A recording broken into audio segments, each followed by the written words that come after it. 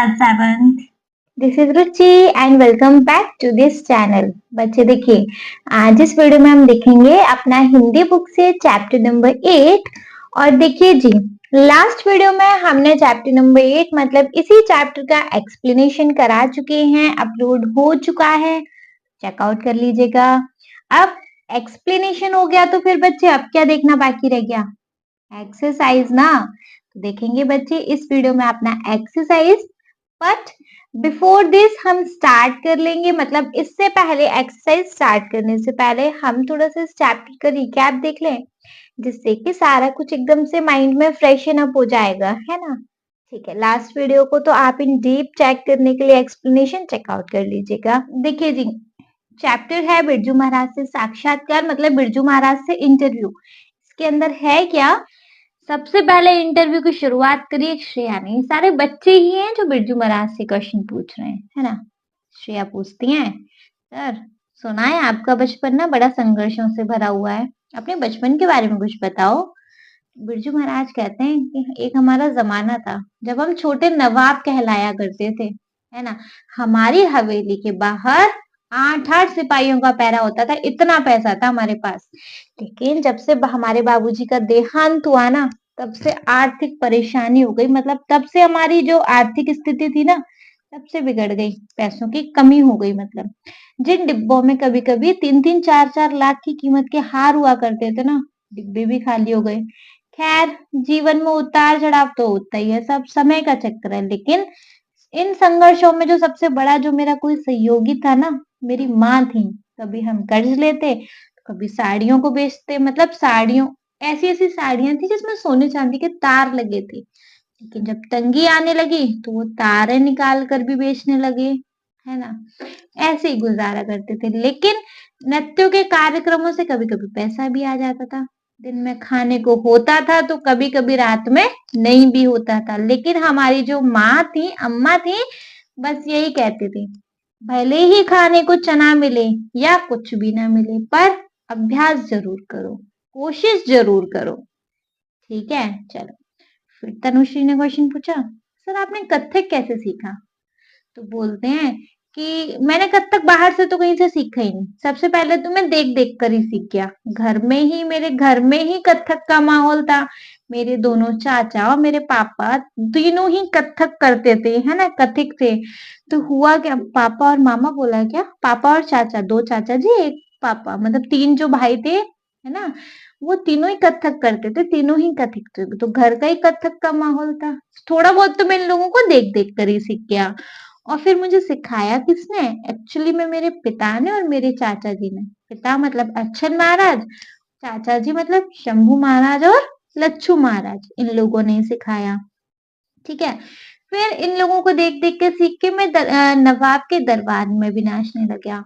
अच्छा, कथक की एक तालीम होती थी, एक मतलब एक रिवाज थी कि जब कथक की तालीम शुरू करो ना, जब कथक की प्रैक्टिस या कथक का अभ्यास शुरू करो, तो जो गुरु है वो शिष्य को एक गंडा बांधेंगे।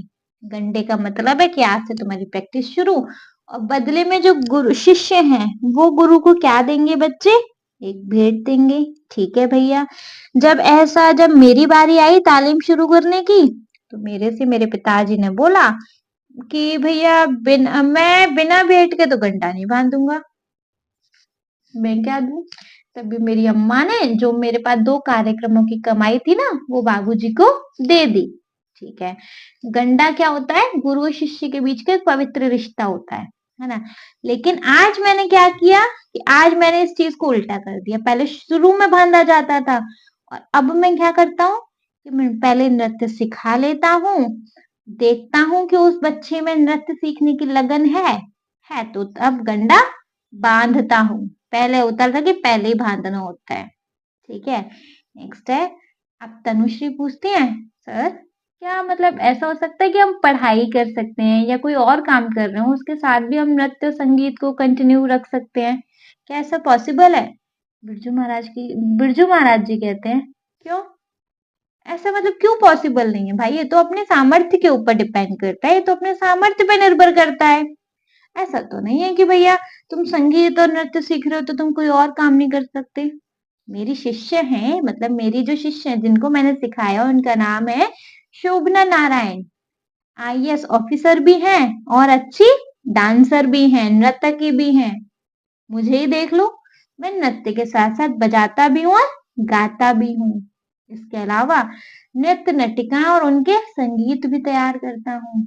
मैंने जब नौकरी शुरू की थी ना, मेरे चाचा जी ने भले ही मुझसे कहा था, बट जाओगे तुम नौकरी में, न इधर के न उधर के, न डांसर ही बन पाओगे न ढंग से नौकरी कर पाओगे। जो तुम्हारे अंदर का नर्तक है ना, पूरी तरह पनपेगा नहीं, छोड़ दो नौकरी।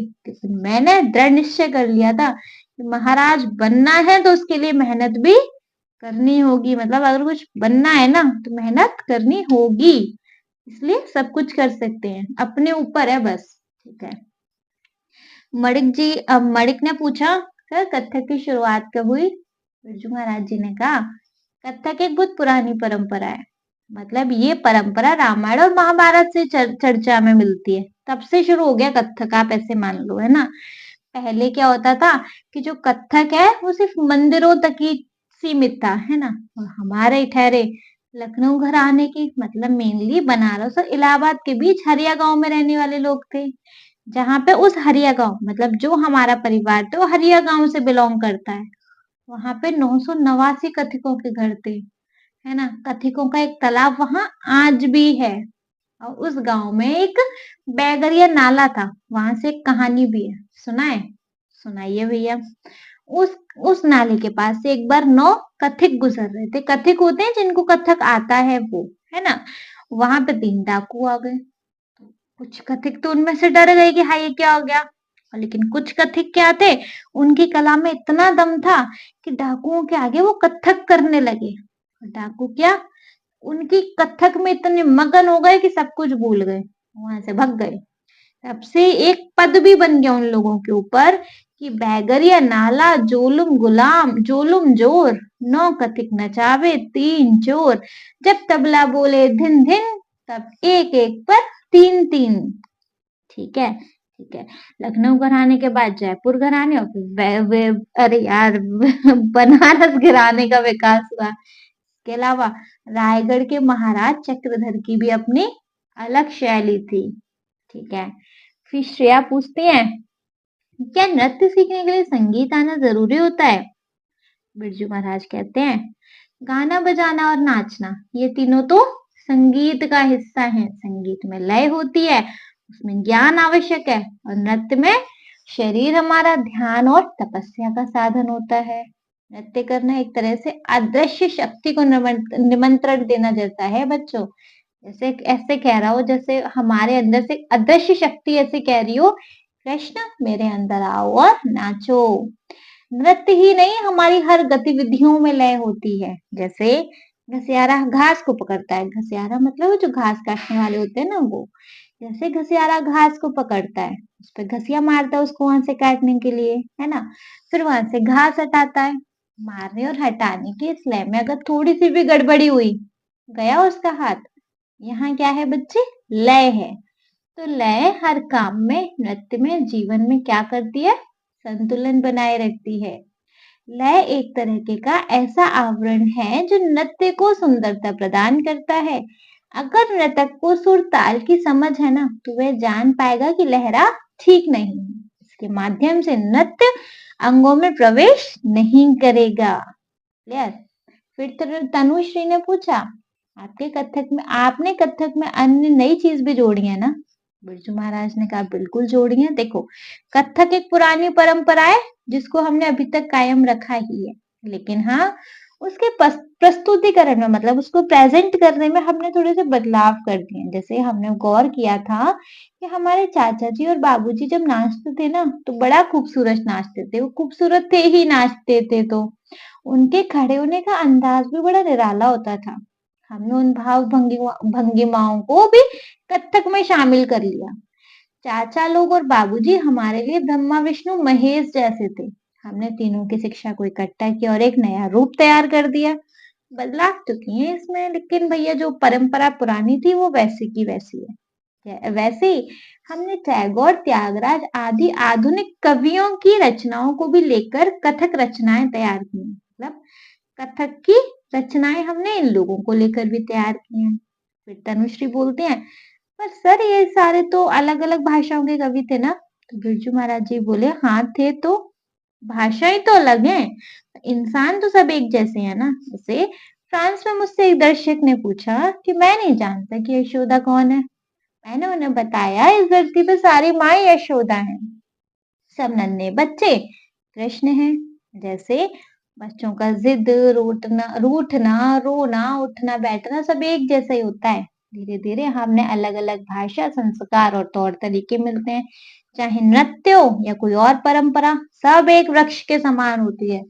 सबको वह एक जैसा छाया और आश्रय देती है भैया। चाहे लोग अलग अलग जगह से हों, लोगों की भाषाएं अलग अलग हों, लोगों के संस्कार अलग अलग हों, इंटेंशन तो एक ही है ना, कि सबको अच्छे संस्कार देने हैं, है ना? ठीक है। जैसे वृक्ष को आप ऐसे समझ लो, वृक्ष के नीचे अलग अलग स्वभाव के लोग बैठते हैं, है ना? जैसे वृक्ष वृक्ष एक वृक्ष से हमने कोई बीज लिया और उसको हमने जमीन में बो दिया, तो उससे एक और वृक्ष आएगा। अब लेकिन वो जो दूसरा वृक्ष है वो कैसा होगा, तो इस बात पे निर्भर होगा ना कि उसको हवा, पानी और खाद कैसा मिला है ना? समझ रहे हो ना? ठीक है भैया। फिर मणिक पूछती है, सर जब आपने सीखना शुरू किया और नाचना नहीं, सर आपने गाना बजाना क्या नहीं। अब मणिक पूछते हैं, सर जब आपने सीखना शुरू किया था तब से अब तक कथक की दुनिया में क्या क्या बदलाव हो गए। बिरजू महाराज जी ने कहा, बदलाव बस आप पूछो मत। पहले तो मंचने होते थे, लोग जो थे चांदनी बिछाकर, चांदनी मतलब एक सफेद चादर बड़ी वाली, उसको बिछाकर वहां पे कथक करते थे। चारों लोग दर्शक बैठ जाते थे, देखने वाले बैठ जाते थे। और श्रृंगार के लिए कुछ भी नहीं होता था, चंदन के लेप लगाओ और होठों को रंगने के लिए पान ले लो, हो गया बस। पहले लेकिन जो कथक होता था ना, वो ऐसा होता था कि इमेजिनेशन सामने आ जाए। कैसे गोपियों ने घड़ा उठाया, कैसे धीमी चाल से पनघट की ओर चली, कैसे पीछे से कृष्ण ने चुपचाप आए, कंकड़ उठाया और दे मारा। लेकिन अब सिर्फ इतना कह दो, पनघट की गत देखो, इतना कहकर सारा कुछ लोगों पे छोड़ दिया कि अपनी कल्पना करते रहो, अपना इमेजिनेशन करते रहो। ये चीज चेंज आ गया अब। फिर श्रेया ने पूछा, आपने गाना बजाना और नाचना कब शुरू किया। बिरजू महाराज जी कहते हैं, मैंने गाना बजाना नाचना छोटा सा था ना तब से तो तबला पीटना शुरू कर दिया। चाचा ने कहा, लड़के के हाथ में लय है। 5 साल का होते होते हारमोनियम पर लहरा बजाने लगा। सबको खुश करके एक फिल्मी गाने भी खूब गाता था। एक बार सबकी फरमाइश पर सुरैया के एक गाने पर देर तक नाचा। बहनों ने बड़े शौक से बिंदी और चुन्नी से सजा दिया। तब तक चाचा जी आ गए, बस डर के मारे सब कुछ उतार फेंका और छिप गया। ठीक है। फिर मणिक ने पूछा, सर शास्त्रीय नृत्य और लोक नृत्य में क्या अंतर है। बिरजू महाराज जी ने कहा, लोक नृत्य सामूहिक होता है, मतलब ग्रुप का डांस होता है। दिन भर की मेहनत के बाद जब लोग थक जाते हैं तो थकान दूर करने और मनोरंजन के लिए इकट्ठा मिलकर नाचते हैं, उसको कहते हैं लोक नृत्य। और सामूहिक नृत्य क्या होता है, शास्त्रीय नृत्य क्या होता है, ये इस नृत्य में इंसान अकेला ही काफी है। वह मतलब लोक नृत्य तो होता है कि बच्चे जो मन बहलाने और संतुष्टि के लिए होता है, कैसा भी नाच लो। लेकिन जो शास्त्रीय नृत्य होते हैं वह दर्शकों के लिए होते हैं, मतलब ये एक प्रोफेशनल टाइप का डांस होता है शास्त्रीय नृत्य। लोक नृत्य तो कैसा उल्टा सीधा अपने लिए कर लो बस। श्रेया पूछती हैं, इस समय भारत में शास्त्रीय नृत्य की क्या स्थिति है। बिरजू महाराज जी कहते हैं, पहले तो ठीक नहीं थी, लेकिन अब इसकी लोकप्रियता बढ़ती जा रही है। अब शोर वाले संगीत नृत्य का भी खूब प्रचलन है। मैं तो सबसे यही कहता हूँ कि वह संगीत सुनो और देखो जिसमें अपनी परंपरा की गहराई को भी समझो और अनुभव करो। ठीक है। फिर तनुश्री पूछती हैं जी, कर्नाटक और हिंदुस्तानी शैली की संगीत की तरह क्या दक्षिण और उत्तर के नृत्य में भी अंतर है। महाराज जी कहते हैं, कथक, भरतनाट्यम, कुचिपुड़ी, कथकली, मोहिनीअट्टम, ओडिसी, मणिपुरी ये शास्त्रीय नृत्य की प्रमुख शैलियां हैं। संगीत और गाने का ढंग का अंतर तो है ही, इसके अतिरिक्त भी हर नृत्य की अपनी लय और भाव भंगिमा है। कथक की भाव भंगिमा दैनिक जीवन से ली गई होती है और भरतनाट्यम की मूर्ति कला से। भरतनाट्यम में दोनों भाव का इकट्ठा प्रयोग होता है, कथक में बारी-बारी से। ओडिसी और मणिपुर में कोमलता है तो कथकली में ओज है। कथक में दोनों है। कथक में गर्दन को हल्के से हिलाया जाता है चिराग की लौ के समान, जैसे बहुत धीरे धीरे उंगलियां हिलाई जाती हैं, जैसे घूंघट पकड़ रहा हो या कोई उठा रहा हो। उंगली जरा सी जोर से हिली ना तो हमारे चाचा जी टोकते थे कि घूंघट उठा रहे हो कि तंबू। चलो फिर मणिक पूछते हैं, सर आप खाली समय में क्या करते हो? बिरजू महाराज जी बोलते हैं, खाली तो मैं कभी होता ही नहीं हूँ, नींद में भी हाथ चलते रहते हैं। मेरा मशीनों में खूब इंटरेस्ट आता है। मुझे सोचो, अगर मैं आज नर्तक नहीं होता तो शायद इंजीनियर होता। कोई भी मशीन या कोई भी यंत्र खोलकर मुझे उसके अंदर क्या क्या टाम टड़ीला है सब देखने का मन होता है। तुम्हें जान के हैरानी होगी कि मैं अपने ब्रीफ केस में हर वक्त पेचकस और छोटे मोटे औजार रखता हूँ। कभी अपना पंखा फ्रीज ठीक कर लिया तो कभी और कोई मशीन है। और तुमको पता है मेरे बेटी और दामाद भी चित्रकार हैं, उन्हें देख के पेंटिंग बनाने का भी शौक हो गया। रात को 12 बजे से चित्र बनाने बैठता हूँ, पेंटिंग बनाने बैठता हूँ और तब तक बनाता हूँ जब तक नींद नहीं आती। जैसी नींद आई सो जाता हूँ। 2 साल में लगभग 70 चित्र बना लिए। ठीक है। फिर श्रेया पूछती है, सर अगर कोई बच्चा गाना बजाना है, नृत्य सीखना चाहे और घर के लोग ना चाहें तो ऐसे में क्या करना चाहिए? बिरजू महाराज जी कहते हैं, आजकल के माँ बाप से मेरी विनती है कि यदि बच्चे सीखना चाहें तो उसे लय के साथ खेलने दें। जैसे अन्य खेल है वैसे यह भी खेल है। बच्चे को बहुत कुछ सीखने को मिलता है। खेल की दुनिया में संतुलन, समाज का अंदाजा व सदुपयोग, आज तो मुझे सदुपयोग बोलना ही नहीं आएगा। सदुपयोग बच्चे के बौद्धिक विकास के लिए बहुत महत्वपूर्ण है। ठीक है। फिर भैया इन लास्ट तनुश्री पूछती हैं, क्या आपके परिवार में लड़कियों को कथक सीखने मतलब लड़कियों ने कथक नहीं सीखा? बिरजू महाराज जी कहते हैं, हमारे पुराने टाइम में नहीं था तो मेरी बहनों ने नहीं सीखा, लेकिन मैंने अपनी बेटियों को खूब सिखाया। लड़कियों के पास शिक्षा या कोई ना कोई ऐसा हुनर जरूर होना चाहिए ताकि वे आत्मनिर्भर हो सकें। कल को कोई रोटी ना दे तो खुद रोटी कमा सकें, ऐसा एक हुनर होना चाहिए। हुनर ऐसा खजाना है जिसे कोई नहीं छीन सकता, वक्त पड़ने पे काम आता है। इसलिए बच्चों, तुम संगीत सीखते हो या नहीं? यदि नहीं तो जरूर सीखो, मन की शांति के लिए बहुत जरूरी है।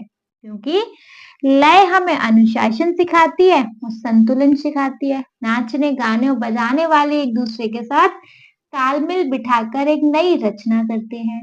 सुर और लय से हमें एक दूसरे का सहयोगी बनकर अपने लक्ष्य की ओर बढ़ने की प्रेरणा मिलती है। ठीक है जी, ये था हमारा इस पूरे चैप्टर का एक छोटा सा रिकैप। आई नो बच्चे कि चैप्टर बहुत लेंथी था, तो दैट इज वाई रिकैप थोड़ा सा उसके अकॉर्डिंग लेंथी हो गया होगा, बट कोई बात नहीं, सारी चीजें अच्छे से रिवाइज हो गई है ना। अब क्योंकि रिवाइज हो गई तो अब देख लेंगे जी अपना एक्सरसाइज। देखिए एक्सरसाइज में बच्चे सबसे पहले है हमारा पाठ से। पार्ट से के अंदर क्या है देखेंगे। आइए अब हम बिरजू महाराज से पूछे गए प्रश्नों और उनसे मिले उत्तरों को थोड़ा और निकटता से समझ लेते हैं। भाई बिरजू महाराज से हमने कुछ मतलब इंटरव्यूअर ने कुछ क्वेश्चन पूछे थे, वो और उनके क्या आंसर मिले थे उनको हम थोड़ा सा पास से देख लेते हैं। ठीक है, सबसे पहले है हमारे पास एक्सरसाइज में बच्चे मेरी समझ से। ठीक है जी, देखेंगे इसमें क्या है। क वाला क्वेश्चन है, नीचे दिए गए प्रश्नों का सबसे सही उत्तर कौन सा है? उनके सामने तारा मतलब स्टार बनाइए। कुछ प्रश्नों के एक से अधिक उत्तर भी हो सकते हैं। ठीक है, मतलब देखेंगे यहाँ पे हमारे पास कुछ क्वेश्चन है, क्वेश्चन के ऑप्शंस भी दे रखे हैं। भैया देखेंगे इनमें से कौन सा ऑप्शन ठीक है और जो भी ठीक है उस पे स्टार बनाएंगे। हो सकता है एक से ज्यादा भी ठीक हो ऑप्शन, तो जितने भी ठीक हो सब पे स्टार लगाएंगे हम। ठीक है बच्चे, चलिए question number 1 we have, Birju Maharaj ने गंडा बांधने की परंपरा में परिवर्तन क्यों किया होगा? देखो एक परंपरा चलती थी ना कि जब से वो तालीम स्टार्ट होगी, तालीम क्या था, जब से मतलब ये जो हमारी प्रैक्टिस स्टार्ट होगी कथक सीखने की, उससे पहले क्या रहेगा, एक क्या रस्म होती है भाई कि गुरु जो होते हैं अपने शिष्य को गंडा बांधेंगे, मतलब तावीज बांधेंगे। इस दिन से हमारी प्रैक्टिस स्टार्ट हो जाएगी। और तावीज बांधेंगे तो जो शिष्य होगा वो अपने गुरु को क्या करेगा बच्चे, कुछ भी भेंट स्वरूप कुछ भी देगा। उसका जो भी श्रद्धा भाव है उसके अकॉर्डिंग वो कुछ भी भेंट स्वरूप दे देगा उनको। ठीक है, लेकिन ये सारी चीजें स्टार्टिंग में होती थी, शुरुआत में तावीज बंधेगा। लेकिन बिरजू महाराज जी ने क्या किया बच्चे, इस परंपरा को ही उल्टा कर दिया। मतलब जो तावीज जो गंडा शुरू में बांधा जाता था ना, बिरजू महाराज जी ने बोला मैं शुरू में नहीं बांधूंगा भैया, मैं तब बांधूंगा जब बच्चे अच्छे से सीख जाएं। मेरे जो शिष्य हैं शिष्याएं हैं वो अच्छे से सीख जाएंगे और मुझे लगेगा कि हाँ जी सीख चुके हैं, उसके बाद ही मैं उनको गंडा बांधूंगा, तब उनसे भेंट लूंगा। तो बच्चे उन्होंने इस रीति रिवाज में मतलब इस परंपरा में क्यों बदलाव किया, शुरू की बजाय अब वो लास्ट में बांधते हैं, सब सिखाने के बाद गंडा बांधते हैं, ऐसा क्यों किया होगा। ऑप्शन चेक कर लेंगे जी। वे गुरु के प्रति शिष्य के निष्ठा भाव को परखना चाहते थे, मतलब वो गुरु के प्रति देखना चाहते थे कि शिष्य का कैसा भाव है। या वे नृत्य शिक्षण के लिए इस परंपरा को महत्वपूर्ण नहीं मानते थे। या ऐसा हो सकता है कि वो जरूरी नहीं समझते थे कि मतलब गंडा बांधना ही सब कुछ है, ऐसा जरूरी नहीं समझते। ऐसा तो नहीं, ऐसा होता तो बच्चे लास्ट में नहीं बांधते, है ना। या फिर वे नृत्य के प्रति शिष्य के लगन व समर्पण भाव को जांचना चाहते थे। या फिर बच्चे वो देखना चाहते थे कि बच्चे को नृत्य के प्रति लगन है या नहीं है। अगर लगन है तो गंडा बांधेंगे, नहीं है तो नहीं बांधेंगे। हाँ जी ये तो है। और फोर्थ है वे शिष्य की भेंट देने की सामर्थ्य को परखना चाहते थे। ऐसा तो कुछ नहीं है, क्योंकि आप भेंट के बारे में तो इस पूरे चैप्टर में ऐसा कुछ नहीं कहा कि भैया वो इतनी भेंट लेते थे, इतना सारा कुछ, ऐसा तो कुछ नहीं है ना। तो सिर्फ यहाँ पे एक ही ऑप्शन ठीक है कि वे नृत्य के प्रति शिष्य के लगन व समर्पण भाव को जांचना चाहते थे, है ना। फर्स्ट वाला क्वेश्चन है कि बिरजू महाराज ने गंडा बांधने की परंपरा में परिवर्तन क्यों किया होगा। तो भैया वे नृत्य के प्रति शिष्य के लगन व समर्पण भाव को जांचना चाहते थे। उनको लगता था कि ये बच्चा आराम से सीख रहा है, अच्छे से सीख रहा है, ढंग से सीख रहा है, बांध देते थे लास्ट में, लगता था है वही टाइम पास करने आ रहा है, नहीं बांधते थे उसको, है ना। ठीक है, समझ आ गया। क्वेश्चन नंबर 2 देखेंगे। जीवन में उतार चढ़ाव तो होता ही है, बिरजू महाराज के जीवन में किस तरह के उतार चढ़ाव आए, बताइए जी। क्या उतार चढ़ाव आए थे भैया, जब उनके पिताजी खत्म हो गए तो सबसे पहले सबसे बड़ा उतार चढ़ाव क्या था उनके जीवन में कि उनको आर्थिक परेशानियां हो गई थी, है ना, मतलब कि उनके पास पैसों की तंगी आ गई थी। ये उतार चढ़ाव थे, हमने स्टार्टिंग में ही पढ़ा ये चीज तो, है ना। ऑप्शन में देखेंगे, पिता के देहांत के बाद आर्थिक अभावों का सामना करना पड़ा। ये तो है भैया, पिताजी जब गुजर गए तो उनको आर्थिक अभाव हो गया, है ना, मतलब पैसे की तंगी हो गई। अच्छा और भी देख लेते हैं, हो सकता है कोई और ऑप्शन भी करेक्ट हो। तो कोई भी संस्था नृत्य प्रस्तुतियों के लिए आमंत्रित नहीं करती थी, मतलब ऐसा था कि उनको ऑफर नहीं आते थे डांस करने के, नहीं नहीं ऐसा तो नहीं है। थर्ड है किसी समय विशेष में घर में सुख समृद्धि थी, किसी समय विशेष में घर में सुख समृद्धि थी, मतलब ये थी लेकिन ये कोई उतार चढ़ाव नहीं। उतार चढ़ाव तो भैया वो है कि पहले घर में बहुत पैसा था लेकिन पिताजी के देहांत के बाद बहुत तंगी आ गई, है ना। या फिर चौथा ऑप्शन भी चेक कर लेंगे, नृत्य के समय औपचारिक प्रशिक्षण के अवसर बहुत ही सीमित हो गए थे, मतलब नृत्य के जो मतलब जो क्या बोलते हैं अवसर आते थे ना, जो ऑफर आते थे बहुत बहुत लिमिटेड हो गए थे, तो ये उतार चढ़ाव आते थे नहीं। क्या एक्चुअली उतार चढ़ाव था कि पिताजी के देहांत के बाद उनको आर्थिक अभावों का सामना करना पड़ गया था। क्या हो गया था भैया कि जब पापा खत्म हो गए, उनके जब पिताजी खत्म हो गए तो फिर क्या, उनके पास पैसों की तंगी आ गई, है ना। तो जीवन में उतार चढ़ाव तो होता ही है। बिरजू महाराज के जीवन में किस तरीके के उतार चढ़ाव आए, किस तरीके के आए, पिताजी के देहांत के बाद आर्थिक अभावों का सामना करना पड़ा, करेक्ट। ठीक है, थर्ड देख लेंगे। बिरजू महाराज के अनुसार बच्चों को लय के साथ खेलने की अनुशंसा क्यों की जानी चाहिए? मतलब बिरजू महाराज के अकॉर्डिंग सब बच्चों को, मतलब जिसको भी इंटरेस्ट है उसको, मतलब क्यों एक तरीके से संगीत के अंदर जाना चाहिए? क्यों ये अनुशंसा क्यों की जानी चाहिए? बताइए। ऑप्शन बी है संगीत, नृत्य, नाटक और सभी कलाएं बच्चों में मानवीय मूल्यों का विकास नहीं करती हैं। तो नहीं है, विकास करती हैं। संगीत, नृत्य और नाटक, ये सारी कलाएं बच्चों के अंदर मानवीय मूल्यों का विकास करते हैं। तो ये तो गलत ऑप्शन है, ठीक है। कला संबंधी विषयों से जुड़ाव बच्चों के बौद्धिक विकास के लिए महत्वपूर्ण है। हाँ जी, कला से संबंधित क्या बोलते हैं, विकास होता है ना, बच्चों के लिए महत्वपूर्ण होता है। इस पे तो स्टार लगेगा ही। और चेक कर लेंगे। कला भी एक खेल है जिसमें बहुत कुछ सीखने को मिलता है। हाँ, ये भी है, तो इस पे भी स्टार लगा देंगे अगर हम चाहें तो। वर्तमान समय में कला भी एक सफल माध्यम नहीं है। नहीं, ऐसा तो कुछ नहीं है कि भैया आज के जमाने में कला कोई एक सफल माध्यम नहीं है, ऐसा नहीं है। तो बच्चे मेन ऑप्शन जो है हमारा वो ये है जो बुक से रिलेट करता है कि कला संबंधी विषयों से जुड़ाव बच्चों के बौद्धिक विकास के लिए महत्वपूर्ण है। अगर आपको मोर देन 2 स्टार मतलब 1 स्टार लगाना है तो इस पे भी लगा सकते हो कि कला भी एक खेल है जिसमें बहुत कुछ सीखने को मिलता है ना। दोनों चीजें हैं, दोनों पे चाहिए तो दोनों पे स्टार लगा दीजिएगा। चलो, थर्ड वाला है। बिरजू महाराज के अनुसार बच्चों को लय के साथ खेलने की अनुशंसा क्यों की जानी चाहिए? क्योंकि कला संबंधी विषयों से जुड़ाव बच्चों के बौद्धिक विकास के लिए महत्वपूर्ण है। एंड सेकंड भी है कि कला भी एक खेल है जिसमें बहुत कुछ सीखने को मिलता है। क्लियर जी? समझ आ गया अच्छे से? आ गया तो चलिए फिर अपना ख वाला क्वेश्चन देखेंगे। नाउ ख वाला क्वेश्चन भी है। आप अपने मित्रों के साथ चर्चा कीजिए और कारण बताइए कि आपने ये उत्तर ही क्यों चुने। भैया अपने मित्रों के साथ डिस्कशन करो और पूछो उनसे कि हो सकता है उनका आंसर आपसे अलग है। अगर अलग है तो फिर आपने ये अलग वाला आंसर क्यों चुना, उनसे पूछो, उनका रीजन जानो। ठीक है, चलो क्वेश्चन नंबर 2 मतलब नेक्स्ट क्वेश्चन देख लें। नाउ बच्चे नेक्स्ट क्वेश्चन वी हैव मिलकर करें मिलान।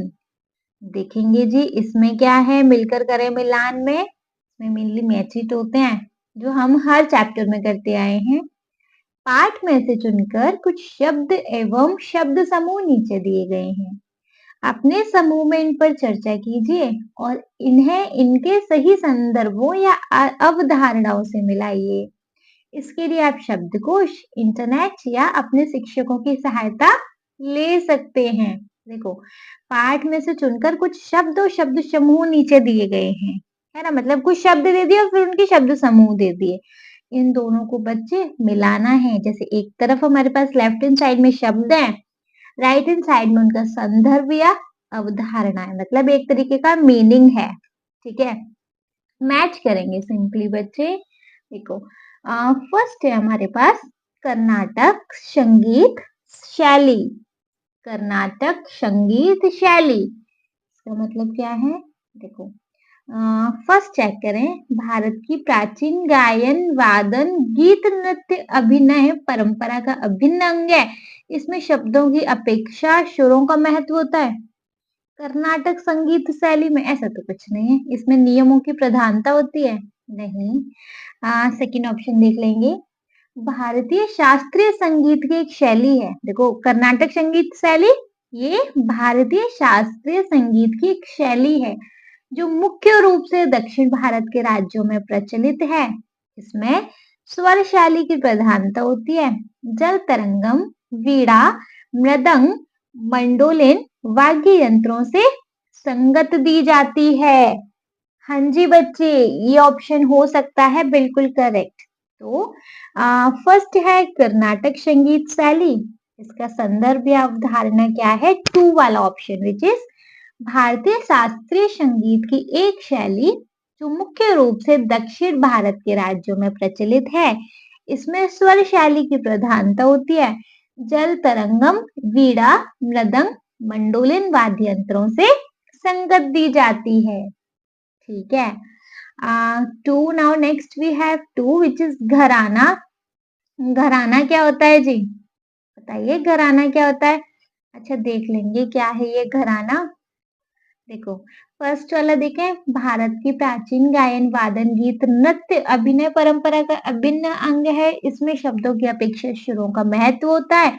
इसमें नियमों की प्रधानता होती है। नहीं जी, टू वाला हो नहीं सकता क्योंकि बुक्ड है। थर्ड देखेंगे, हिंदू धर्म के 16 संस्कारों में से एक है क्या? मतलब घराना? नहीं, ऐसा नहीं है, तो छोड़ो फिर। फोर्थ, हिंदुस्तानी संगीत में कलाकारों का एक समुदाय या कुटुंब जो संगीत नृत्य की विशिष्ट शैली को साझा करते हो। संगीत या नृत्य की परंपरा जिसमें सिद्धांत और शैली पीढ़ी दर पीढ़ी प्रशिक्षण के द्वारा आगे बढ़ती है। हाँ जी, हम इसी को घराना बोलते हैं। घराना क्या हम बोलते हैं ना, हमारे घराने में ये नहीं होता। घराना क्या? एक जहाँ पे मतलब एक फैमिली का ग्रुप है ना, पूरा परिवार। तो कुटुंब मतलब देखो परिवार ही होता है। यहाँ पे आया है ना फोर्थ वाले में, हिंदुस्तानी संगीत में कलाकारों का एक समुदाय या कुटुंब। जो कुटुंब है, जो परिवार है, उसी को हम घराना बोलते हैं। तो टू वाले को हो जाएगा फोर्थ, हिंदुस्तानी संगीत में कलाकारों का एक समुदाय या कुटुंब जो संगीत नृत्य की विशिष्ट शैली साझा करते हैं। संगीत या नृत्य की परंपरा जिसमें सिद्धांत और शैली पीढ़ी दर पीढ़ी प्रशिक्षण के द्वारा आगे बढ़ती है। बिल्कुल करेक्ट यही हो सकता है। थर्ड देखेंगे जी, शास्त्रीय संगीत। शास्त्रीय संगीत क्या होता है भैया? देखो, एक ऐसा संगीत जिसमें सुरों का महत्व वगैरह होता है। तो देखो नंबर 1 पे ही जाओ आप, फर्स्ट वाला ही चेक कर लो। भारत की प्राचीन गायन वादन गीत नृत्य अभिनय परंपरा का अभिन्न अंग है। इसमें शब्दों की अपेक्षा सुरों का महत्व होता है। इसमें नियमों की प्रधानता होती है। करेक्ट है जी। चलो, थर्ड वाले को हो जाएगा 1 वाला। चलो फोर्थ देखेंगे, हिंदुस्तानी संगीत शैली क्या हो सकता है इसका? कौन कौन से ऑप्शन बचे? फर्स्ट हो गया, ठीक है, सेकंड भी हो गया, थर्ड देख लें। हिंदू धर्म के 16 संस्कारों में से एक है। नहीं, ये तो शैली की बात है, थर्ड भी नहीं हो सकता, फोर्थ हो चुका है। फिफ्थ चेक कर लें, किसी क्षेत्र विशेष में लोक द्वारा किए जाने वाले पारंपरिक नृत्य। नृत्य वाला नहीं होगा क्योंकि ये संगीत की बात हो रही है। सिक्स देख लें, भारतीय शास्त्रीय संगीत की एक शैली जो मुख्य रूप से उत्तर भारत के राज्यों में प्रचलित है। हाँ जी, हिंदुस्तानी संगीत शैली यही है बिल्कुल। भारतीय शास्त्रीय संगीत की एक शैली जो मुख्य रूप से उत्तर भारत के राज्यों में प्रचलित है। तबला, सारंगी, सितार, संतूर वाद्य यंत्रों से संगत दी जाती है। इसके प्रमुख रागियों की संख्या 6 है। एक्चुअली हाँ जी, यही है बच्चे। ठीक है, तो फोर्थ का हो जाएगा 6th। चलो नेक्स्ट देखेंगे, कंछेदन। कंछेदन क्या है बच्चे? जब कन मतलब कान, छेदन मतलब छेदना, तो इससे रिलेटेड बच्चे देखो थर्ड वाला देख लो आप। हिंदू धर्म के 16 संस्कारों में से एक है। यह कान में सोने या चांदी के तार पहनाने से संबंधित है ना, कान से रिलेटेड, तो यही है। फिफ्थ को हो जाएगा थर्ड। सिक्स्थ वी हैव लोक नृत्य। अब देखो इसके साथ भैया कौन सा बचा? फिफ्थ वाला ही बचा है ना। तो किसी क्षेत्र विशेष में लोक द्वारा किए जाने वाले पारंपरिक नृत्य। लोक नृत्य क्षेत्र विशेष की संस्कृति एवं रीति रिवाजों को दर्शाते हैं। ये विशेष रूप से फसल कटाई उत्सवों आदि के अवसर पर किए जाते हैं। तो सिक्स्थ का हो जाएगा बच्चे फिफ्थ ऑप्शन। ठीक है, एक बार इनको रिवाइज कर लें भाई, कुछ गड़बड़ हो रही होगी तो आप एकदम से इनको ठीक कर लीजिएगा। चलो, फर्स्ट वाला है कर्नाटक संगीत शैली। इसका है हमारे पास बच्चे 2 वाला ऑप्शन। भारतीय शास्त्रीय संगीत की एक शैली जो मुख्य रूप से दक्षिण भारत के राज्यों में प्रचलित है। इसमें स्वर शैली की प्रधानता होती है। जल तरंगम, वीणा, मृदंग, मंडोलिन वाद्य यंत्रों से संगत दी जाती है। करेक्ट। चलो, सेकंड है वी हैव घराना। घराना क्या है भैया? फोर्थ वाला ऑप्शन। हिंदुस्तानी संगीत में कलाकारों का एक समुदाय, समुदाय मतलब ग्रुप है ना, या कुटुंब, कुटुंब मतलब परिवार, जो संगीत नृत्य की विशिष्ट शैली साझा करते हैं। संगीत या नृत्य की परंपरा जिसमें सिद्धांत और शैली पीढ़ी दर पीढ़ी प्रशिक्षण के द्वारा आगे बढ़ती है। करेक्ट। थर्ड देख लेंगे। थर्ड भी है शास्त्रीय संगीत। शास्त्रीय संगीत क्या होता है? भारत की प्राचीन गायन, वादन, गीत, नृत्य, अभिनय परंपरा का अभिन्न अंग है। इसमें शब्दों की अपेक्षा सुरों का महत्व होता है।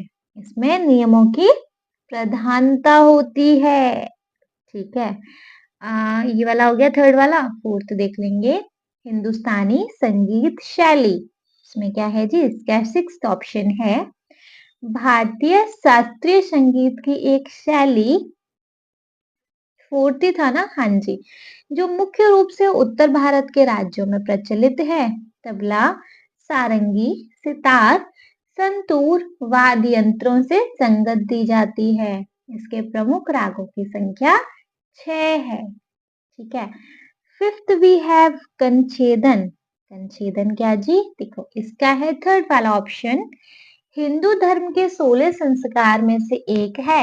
यह कान में सोने या चांदी का तार पहनाने से संबंधित है ना? ठीक है। नेक्स्ट नेक्स्ट वी हैव लोक नृत्य। सिक्स्थ वाला है इसका, तो भैया एक ही बचा फिफ्थ। किसी क्षेत्र में विशेष में लोक द्वारा किए जाने वाले पारंपरिक नृत्य। लोक नृत्य क्षेत्र विशेष की संस्कृति एवं रीति रिवाजों को दर्शाते हैं। ये विशेष रूप से फसल कटाई, उत्सवों आदि के अवसर पर किए जाते हैं। क्लियर? एनी डाउट है बच्चे? नहीं है तो चलिए फिर अपना नेक्स्ट क्वेश्चन देख लें। Now next question we have बच्चे शीर्षक। देखेंगे जी बच्चे इस शीर्षक में क्या है। इस पाठ का शीर्षक बिरजू, शीर्षक मतलब होता है बच्चे टाइटल, जो इस चैप्टर का नेम है ना उसकी बात हो रही है यहाँ पे। इस पाठ का शीर्षक बिरजू महाराज से साक्षात्कार है। मतलब इस चैप्टर का टाइटल है बिरजू महाराज से साक्षात्कार, है ना। यदि आप साक्षात्कार को कोई अन्य नाम देना चाहें तो क्या नाम देंगे और आपने ये नाम क्यों सोचा, लिखिए। देखो, अगर आपको चाहिए कि आपको ये नाम नहीं देना, मतलब साक्षात्कार नाम नहीं देना, और आपको लगता है कि आपको कोई और नाम देना है इस चैप्टर को, तो क्या ही नाम देंगे बताइए। देखो, इस चैप्टर को यदि मुझे साक्षात्कार का कोई अन्य नाम देना होता तो मैं पद्म विभूषण बिरजू महाराज देता, क्योंकि पद्म विभूषण भारत का दूसरा सर्वोच्च नागरिक सम्मान है जो विभिन्न क्षेत्रों में असाधारण सेवा अथवा उपलब्धि के लिए दिया जाता है। भैया ये पद्म विभूषण ये वो है, ये एक सम्मान है, ये एक अवार्ड है, सेकंड अवार्ड है हमारे भारत का। इसको तब दिया जाता है जब लोग ना, मतलब एक एक लेवल से भी हाई वाला काम करते थे, तब उनको दिया जाता है ना। क्योंकि बिरजू महाराज ने कथक के क्षेत्र में अपना नाम अमूल्य और असाधारण योगदान दिया है, जिसके कारण उन्हें यह गरिमामय सम्मान भी मिला है ना। यह सम्मान तो इनको मिला ही है, इसलिए मुझे पूरा साक्षात्कार का उक्त शीर्षक देना उचित और पूरी नाम से प्रासंगिक प्रतीत हुआ, है ना भाई। देखो, मुझे तो लगा कि मैं इसको, मतलब अगर इस नाम को चेंज करना है तो मैं बोल दूं कि पद्म विभूषण बिरजू महाराज नाम रख दो इस चैप्टर का। लेकिन इफ इन केस अगर आपको कोई और नाम मतलब मन में आ रहा है तो आप यहाँ वो नाम लिख सकते हैं, लेकिन रीजन भी बताएंगे, कारण भी बताएंगे कि बच्चे अगर आपको ये नाम ठीक लग रहा है तो फिर क्यों लग रहा है। ठीक है, समझ में आया? आया तो चलिए बच्चे नेक्स्ट क्वेश्चन देख लेंगे। Now next question we have पंक्तियों पर चर्चा। चलिए पंक्तियों पे चर्चा कर लेंगे। साक्षात्कार में से चुनकर कुछ वाक्य नीचे दिए गए हैं, मतलब इस इंटरव्यू में से चुनकर कुछ लाइंस, कुछ वाक्य नीचे दे दिए गए हैं। इन्हें ध्यान से पढ़िए और इन पर विचार कीजिए। आपको इनका क्या अर्थ समझ में आया, आपने विचार लिखिए। भैया ये लाइंस है हमारे पास कुछ, इनका आपको क्या ही अर्थ समझ में आ रहा है, आपको इनकी लाइंस लिखनी है। जैसे for example first we have तुम नौकरी में बट जाओगे, तुम्हारे अंदर का नर्तक पूरी तरह पनप नहीं पाएगा। क्या मतलब है इसका भैया? ये बात किसने कही थी? चाचा जी ने कही थी। जब ये नौकरी भी करने स्टार्ट कर रहे थे ना, डांस सीखते सीखते नौकरी भी करते थे, तो चाचा जी ने कहा था, देख लो भाई कर रहे हो लेकिन तुम्हारा ना ध्यान बट जाएगा, ना इधर के ना उधर के। मतलब ढंग से जो तुम्हारे अंदर का डांसर है ना वो ढंग से निकल नहीं पाएगा, क्योंकि इसको तुम इतना टाइम नहीं दोगे। आधा टाइम तुम अपने नौकरी को दे रहे हो, है ना? और डांस के लिए भैया जरूरी होता है कि अपना पूरा ध्यान लगाओ, पूरा अपना समर्पण करो, है ना? तुम आधा अधूरा ध्यान दे रहे हो तो इसका मतलब क्या है? तो तुम्हारे अंदर का जो नृतक है ना पूरी तरह से निकल नहीं पाएगा। ठीक है? तो बच्चे आपको इन लाइंस का क्या मतलब समझ में आया? इन लाइन का मतलब है कि अगर तुम नौकरी करोगे ना तो फिर तुम्हारे अंदर का नृतक पूरी तरह पनप नहीं पाएगा। ठीक है? आंसर इधर लिख सकते हैं। नृत्य में साधना, साधना मतलब एकदम ध्यान, समर्पण मतलब सब कुछ दे देना, और ध्यान का संकेंद्रण आवश्यक होता है।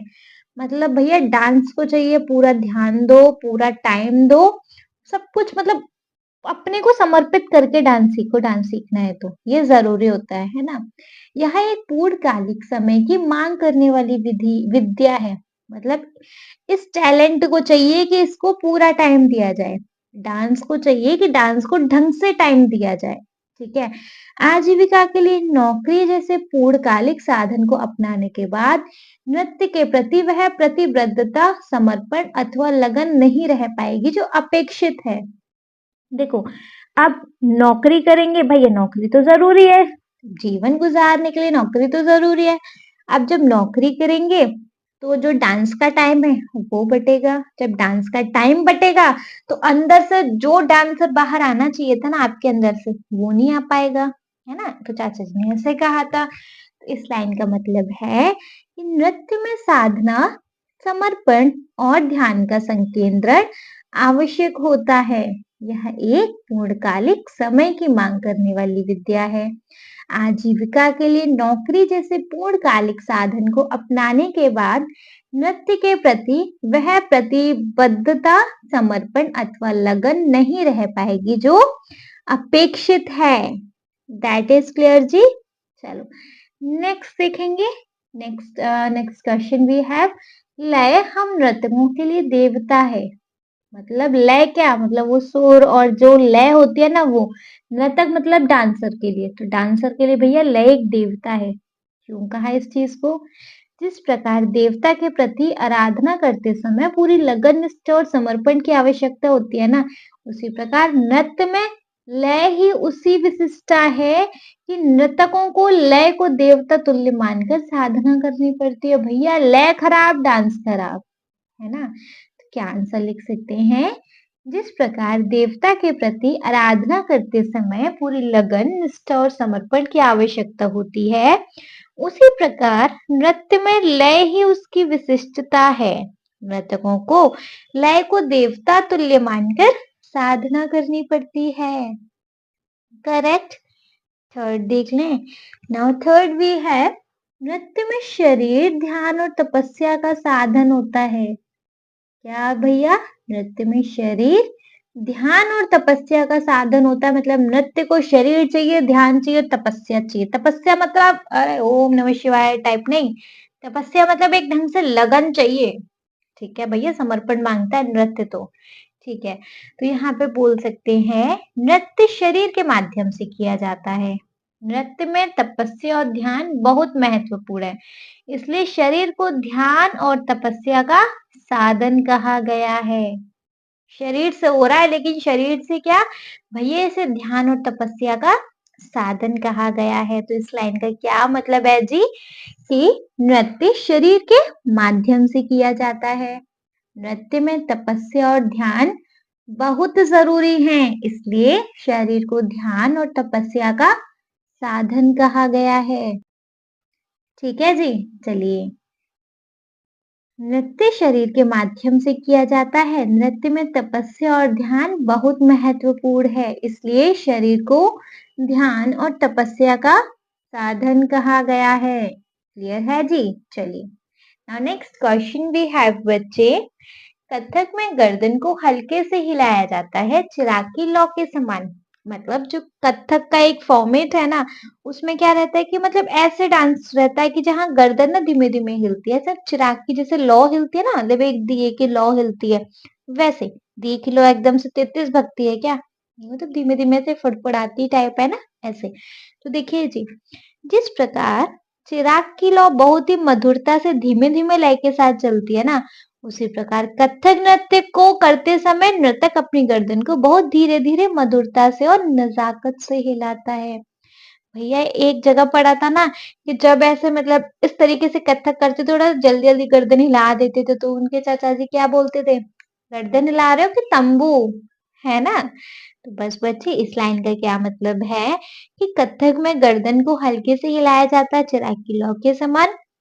मतलब यहाँ आंसर में हम लिख सकते हैं, जिस प्रकार चिराग की लौ बहुत ही मधुरता से धीरे धीरे लय के साथ चलती है, उसी प्रकार कथक नृत्य करते समय नर्तक अपनी गर्दन को बहुत धीरे से मधुरता से और नजाकत से हिलाता है। ठीक है, गॉट इट बच्चे? चलिए, if got it then next अपने नेक्स्ट टॉपिक पर मूव कर लेंगे। नेक्स्ट टॉपिक है जी हमारा सोच विचार के लिए। हमारे पास आगे जी क्वेश्चन आंसर्स। चलो, सोच विचार के लिए में हम देखेंगे बच्चे अपना फर्स्ट क्वेश्चन विच इज, साक्षात्कार को एक बार पुनः पढ़िए और निम्नलिखित प्रश्नों के उत्तर दीजिए। मतलब जो भी ये साक्षात्कार हुआ है हमारा, जो भी इंटरव्यू हुआ है, इसको वापस से पढ़ो और इसके क्वेश्चन आंसर्स करो। भैया वापस नहीं पढ़ेंगे, भी स्टार्टिंग में इसका अच्छे से रिकैप ले लिया तो, है ना। चलो, फर्स्ट क्वेश्चन मतलब क वाला है हमारे पास, बिरजू महाराज नृत्य का औपचारिक प्रशिक्षण आरंभ होने से पहले ही कथक कैसे सीख गए? मतलब जब बिरजू महाराज के एक ढंग से जब उनकी प्रैक्टिस चालू हुई ना, वो उससे पहले ही कथक सीख चुके थे। याद है ना, हमने चैप्टर में पढ़ा था, एक ने पूछा था कि सर आपने कथक सीखना कब स्टार्ट किया? तो उन्होंने बताया था कि हमारे ना घर में ही, मतलब हमारे घर खानदान में सब कथक सीखते थे, तो उनको देखते देखते ही ना मैं कथक की पहले से ही सीख गया। जब मेरी ट्रेनिंग स्टार्ट हुई उससे पहले ही मैं अपना कथक सीख चुका था, है ना। तो भैया कब सीख गए थे? घर में कथक का ही माहौल था, उनके पापा उनके चाचा दोनों ही कथक नर्तक थे, है ना। तो उनका जो औपचारिक प्रशिक्षण चालू हुआ ना, मतलब कि ऑफिशियल जो ट्रेनिंग बोलते हैं ना, वो ढंग से जो ट्रेनिंग चालू हुई ना, उससे पहले ही मतलब जो बिरजू महाराज जी थे वो अपने चाचा जी पापा जी को देखकर कथक ऑलरेडी सीख चुके थे। That is clear. तो हम यहाँ आंसर में क्या ही लिख सकते हैं बच्चे, बिरजू महाराज के घर में कथक का माहौल था। उनके पिता व दोनों चाचा, मतलब पिता और दोनों चाचा, है ना, दोनों ही कथक नर्तक थे। तो उन्हें देख देख कर, मतलब अतः औपचारिक प्रशिक्षण शुरू होने से पहले ही बिरजू महाराज जी उन्हें देख देख कर कथक करना सीख चुके थे। क्लियर? तो एक बार रिवाइज करें, ऑप्शन में क्या मतलब आंसर में क्या लिखना है कि बिरजू महाराज के घर में कथक का माहौल था। उनके पिता व दोनों चाचा कथक नर्तक थे, अतः औपचारिक प्रशिक्षण शुरू होने से पहले ही बिरजू महाराज उन्हें देख देख कर कथक करना सीख गए। क्लियर है? कोई डाउट है बच्चे? नहीं है तो ख वाला क्वेश्चन देखेंगे। नृत्य सीखने के लिए संगीत की समझ होना क्यों अनिवार्य है? मतलब क्यों जरूरी है भैया नृत्य सीखने के लिए संगीत भी आना चाहिए, ऐसा क्यों? एक बात बताओ, आप किसी सॉन्ग पे डांस कर रहे हो, है ना, लेकिन वो आपको सॉन्ग नहीं आता, क्या आपके स्टेप्स बराबर आ पाएंगे? क्या आप ढंग से डांस कर पाओगे? कहाँ हाथ चलाना है, कहाँ पैर चलाना है, आ जाएगा? नहीं आएगा ना। तो देखो, क्योंकि संगीत में लय होती है, जब हमें लय पता होगी तभी तो हमें अपने स्टेप पता होंगे कि हमें हाथ चलाना है, पैर चलाना है कि मुंडी चलानी है। है ना। इसीलिए भैया नृत्य सीखने के लिए संगीत की समझ होना जरूरी है ना। तो आंसर में लिख सकते हैं, नृत्य सीखने के लिए संगीत की समझ होना इसीलिए आवश्यक है क्योंकि संगीत में लय होती है, अतः उसका ज्ञान आवश्यक है। भैया संगीत के अंदर क्या होती है? एक लय होती है जिसका ज्ञान आवश्यक है। लय एक तरीके का आवरण है जो नृत्य को सुंदरता प्रदान करता है। लय पता होगी तो भैया नृत्य में 4 चाँद लग जाएँगे। अगर आपको गाना पता है, गाने के एक-एक रिदम पता है, तो आपको फिर पता है कि मुझे इस बीट पे ये मूव करना है ना? तो सारा कुछ पहले से पता है, तो नृत्य में और 4 चाँद लग जाते हैं।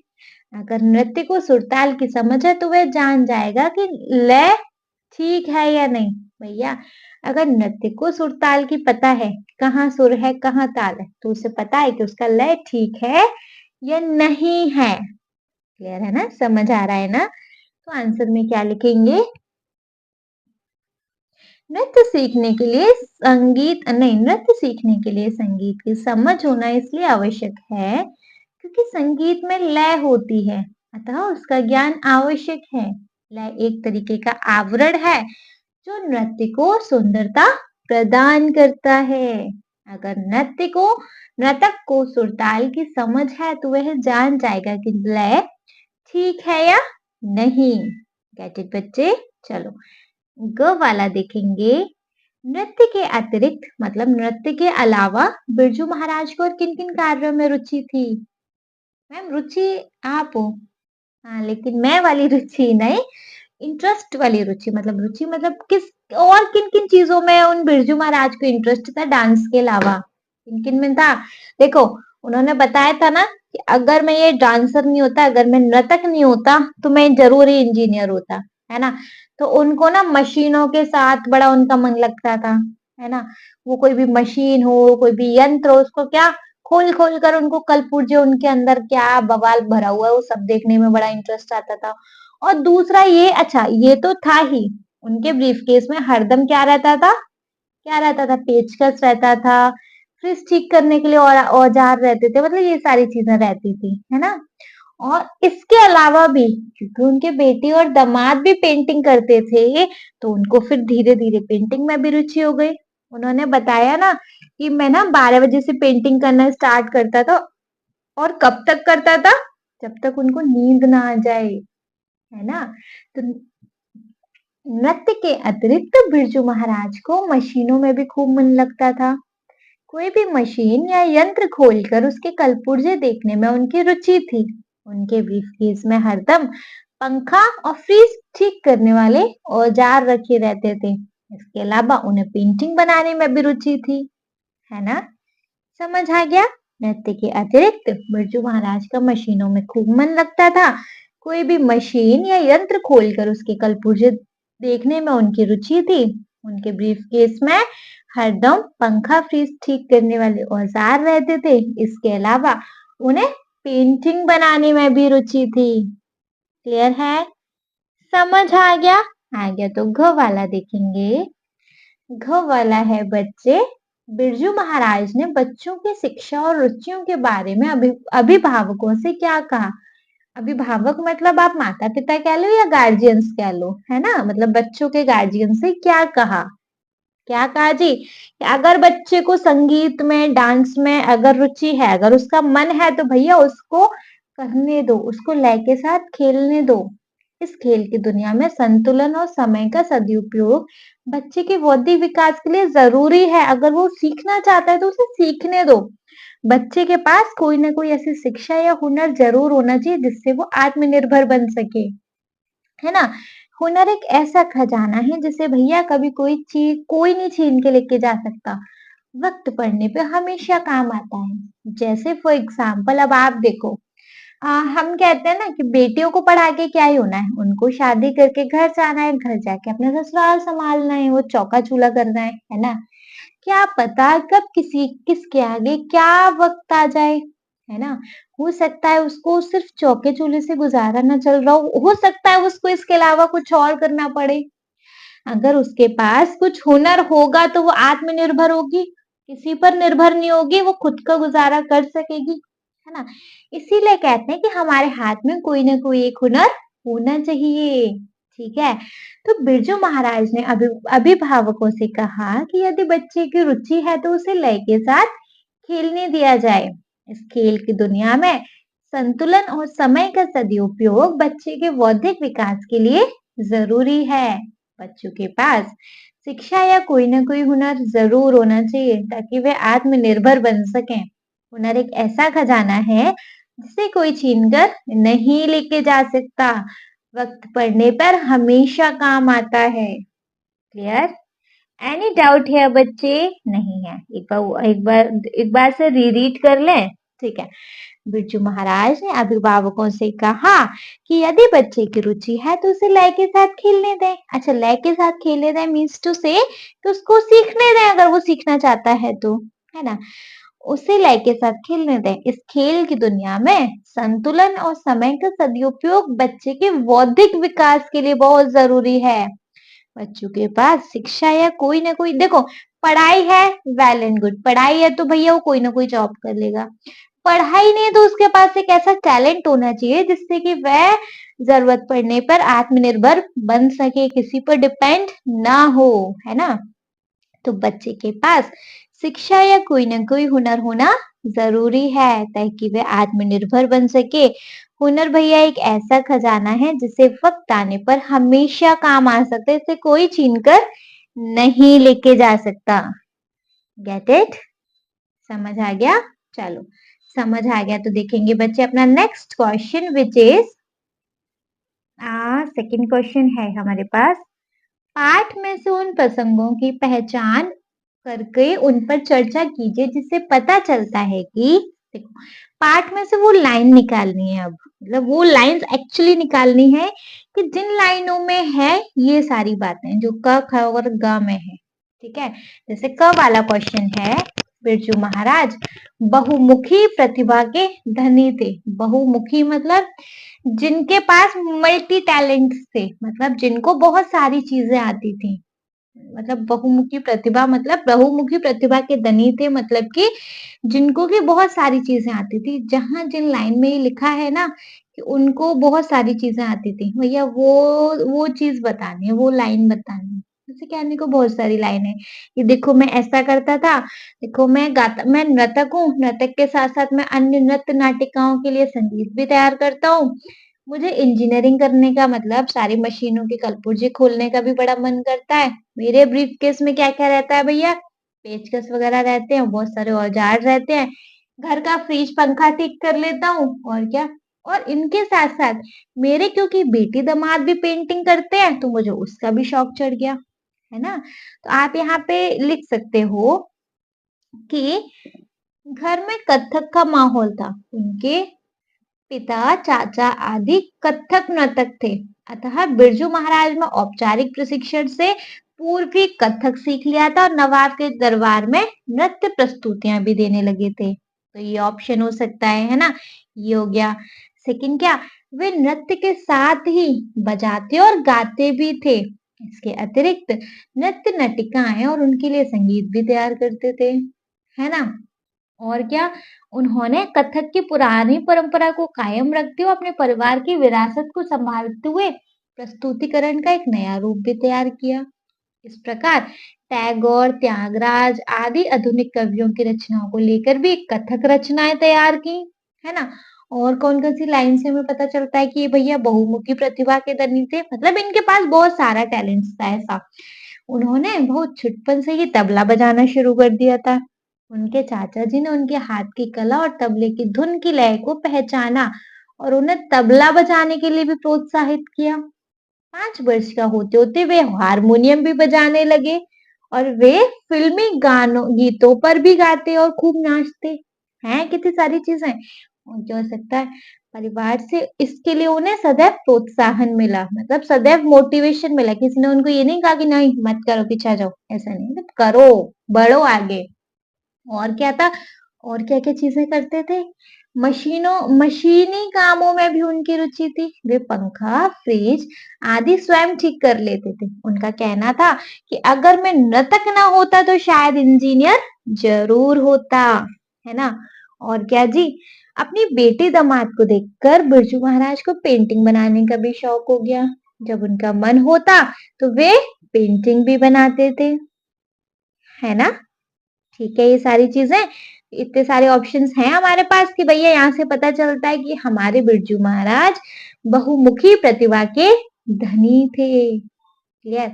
उत्तर में हम क्या लिख सकते हैं कि घर में कथक का माहौल था। उनके पिता चाचा आदि कथक नर्तक थे, अतः बिरजू महाराज ने औपचारिक प्रशिक्षण से पूर्व ही कथक सीख लिया था और उनके नवाब के दरबार में नृत्य प्रस्तुतियां भी देने लगे थे। वे नृत्य के साथ ही बजाते और गाते भी थे। इसके अतिरिक्त नृत्य नटिकाएं और उनके लिए संगीत भी तैयार करते थे। उनके कथक की पुरानी परंपरा को कायम रखते हुए अपने परिवार की विरासत को संभालते हुए प्रस्तुतिकरण का एक नया रूप तैयार किया। इसी प्रकार टैगोर, त्यागराज आदि आदि आधुनिक कवियों की रचनाओं को लेकर भी एक कथक रचनाएं तैयार की, है ना। उन्होंने बहुत छुटपन से ही तबला बजाना शुरू कर दिया था। उनके चाचा ने उनके हाथ की कला और तबले की धुन की लय को पहचाना और उन्हें तबला बजाने के लिए प्रोत्साहित किया। 5 वर्ष का होते होते वे हारमोनियम भी बजाने लगे और वे फिल्मी गीतों पर भी गाते और खूब नाचते। परिवार से उन्हें इसके लिए सदैव प्रोत्साहन मिलता और मशीनी कामों में भी उनकी रुचि थी। वे पंखा, फ्रिज आदि स्वयं ठीक कर लेते। उनका कहना था, अगर मैं नृतक ना होता तो शायद इंजीनियर जरूर होता। और क्या हो सकता है, अपनी बेटी दामाद को देखकर बिरजू महाराज को पेंटिंग बनाने का भी शौक हो गया। जब उनका मन होता तो वे पेंटिंग भी बनाते थे। क्लियर जी? समझ आ गया क्वेश्चन? ठीक है। ख वाला है, बिरजू महाराज को नृत्य की ऊंचाइयों तक पहुंचाने में उनकी माँ का बहुत बड़ा योगदान था। मतलब यहाँ पे स्टार्टिंग में था ना कि उनकी माँ ने उनकी बड़ी मदद करी, है ना। मतलब जब उनके पिताजी का देहांत हो गया तो उनको बड़ा पैसों की तंगी आ गई, आर्थिक तंगी आ गई। लेकिन हमेशा संघर्षों के दौर में हमेशा उनकी माँ जो थी ना, हमेशा सहयोगी बनी रही, है ना। उन्होंने अपने बेटे उन्होंने और उनकी माँ ने बड़ी मुश्किल से गुजारा किया।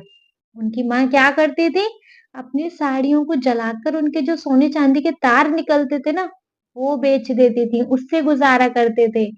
और नृत्य के कार्यक्रम से जो पैसा आता ना, कई बार ऐसी परिस्थिति आई कि खाना भी नहीं मिलता था, लेकिन उनकी जो माँ थी हमेशा हौसला बढ़ाती थी। वो हमेशा कहती थी कि चाहे भले ही खाने को चना मिले या कुछ भी ना मिले, पर बच्चे अभ्यास जरूर करो, यही काम आएगा आपके, है ना। तो उनकी माँ हमेशा इस चीज में उनकी सहयोगी थी। क्या आंसर लिख सकते हैं? संघर्षों के दौर में उनकी माँ सदैव उनकी सहयोगी बनी रही। पिता की मृत्यु के बाद आर्थिक संकट आने पर माँ और बेटे ने बड़ी मुश्किलों से गुजारा किया। वे पुरानी जरी की साड़ियों को जलाकर उनके सोने चांदी के तार निकालकर बेचते थे और अपना गुजारा करते थे। नृत्य के कार्यक्रम से कभी-कभी पैसा आ जाता था, किंतु कई बार ऐसी भी परिस्थितियां आई कि एक ही समय खाना मिल पाता था, है ना। किंतु फिर भी उनकी माँ हमेशा उनका हौसला बढ़ाती और कहती, खाने को भले ही चना मिले या कुछ भी ना मिले, है ना, पर अभ्यास जरूर करो। ठीक है, समझ में आ गई? एक बार रीड करें। संघर्षों के दौर में उनकी माँ सदैव उनकी सहयोगी बनी रही। पर पिता की मृत्यु के बाद आर्थिक संकट आने पर भी माँ और बेटे ने बड़ी मुश्किलों से गुजारा किया। वे पुरानी जरी की साड़ियों को जलाकर उनके सोने चांदी के तार निकाल कर बेचते थे और अपना गुजारा करते थे। नृत्य के समय कार्यक्रम से कभी-कभी पैसा भी आ जाता था, किंतु कई बार ऐसी भी परिस्थितियां आई कि भैया एक ही समय खाना मिल पाता था। पर उनकी जो माँ थी वो हमेशा इनका हौसला बढ़ाती, बोलती, भाई चाहे खाने को चना ही क्यों ना मिले या कुछ भी ना मिले, लेकिन अभ्यास जरूर करो। क्लियर? समझ आ गया? ठीक है। ग वाला देखेंगे। बिरजू महाराज महिला की समानता के पक्षधर थे। मतलब यहाँ कैसे पता लगेगा किन लाइनों से कि जो बिरजू महाराज जी थे ना, वो महिलाओं की समानता के लिए, मतलब महिला की इक्वालिटी के हित में थे। पक्षधर मतलब उनके हित में थे, उनकी साइड थे कि महिलाएं भैया इक्वल होनी चाहिए। कैसे? देखो, बिरजू महाराज जी कहते हैं ना कि उनकी बहनों को कथक नहीं सिखाया गया था उनके पापा के टाइम पर, लेकिन मैंने अपनी बेटियों को सिखाया। जब मेरा जमाना आया तो मैंने अपनी बेटियों को खूब कथक सिखाया। उनका कहना था कि भैया लड़कियों के पास या तो कोई शिक्षा हो या फिर कोई ऐसा ऐसा हुनर हो जिससे वो हमेशा आत्मनिर्भर बने। वे लड़कों के समान लड़कियों को भी शिक्षा का समान अवसर देने के पक्ष में थे, है ना। तो क्या आंसर लिख सकते हैं? बिरजू महाराज की बहनों को कथक नहीं सिखाया गया, लेकिन उन्होंने अपनी बेटियों को खूब कथक सिखाया। उनका कहना था कि लड़कियों के पास शिक्षा या कोई ना कोई हुनर अवश्य होना चाहिए ताकि वे आत्मनिर्भर बन सकें। वे लड़कों के समान लड़कियों को भी शिक्षा का समान अवसर देने के पक्ष में थे। क्लियर?